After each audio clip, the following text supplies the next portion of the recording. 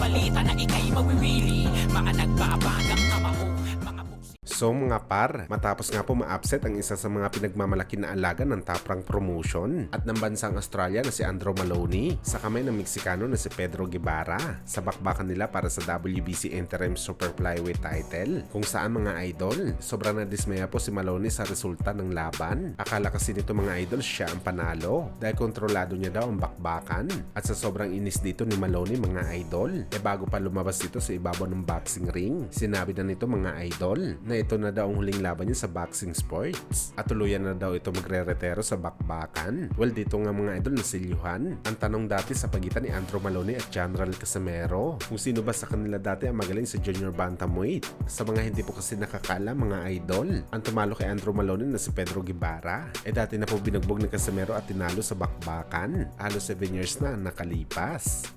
Samantala speaking sa mga dating tinalo ni General Casimero mga idol, matapos nga po ang halos 4 na taon ng pagpapahinga ng dating WBO bantamweight contender na si Duke Maika, kung saan mga idol, nauwi pa sa malagim na pangyayari ang comeback fight ni Duke Maika. Ayon kasi sa report mga idol, nagkaroon po ng brain injury si Duke Maika at nanghihingi ng panalangin ng kanyang pamilya mga idol para makarecover ito sa nakakamatay na injury. Kung matatandaan nyo mga idol, minsan na pumuntik madisgrasya si Duke Maika sa laban nito kay Cuadro Alas. 3 round lang naman kasi mga idol ang inabot ni Duke Maika kay Cuadro Alas. Pero sa maikling laban na to mga idol, brutal na bugbog ang inabot ni Maika sa Pinoy. Kaya ipanalangin po natin mga idol ang paggaling ni Duke Maika.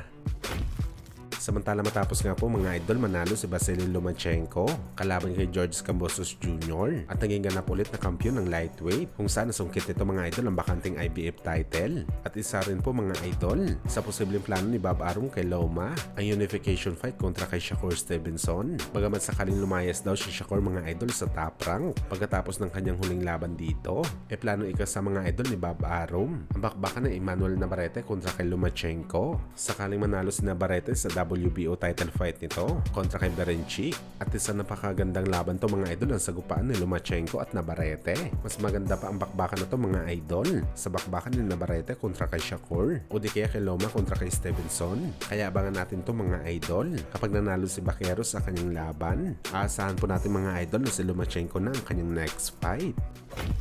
Sa kabilang banda naman mga idol, MP Promotion President Sean Gibbons, sinabing 9 months na lang daw ang natitira sa ating pambansang kamao Manny Pacquiao para mapalaban sa boxing sports bago ito magretiro for good, dahil mag-uumpisa na ang election sa susunod na taon. Pero umaasa pa rin mga idol ang Team Pacquiao na makakuha sila ng kahit isa pang laban bago sumabak sa politika. At ang tanong dito mga idol, sino kaya mapalad na makakasagupan ni Pacman sa kanyang huling pagbabalik sa boxing ring? Kaya abangan natin to mga idol.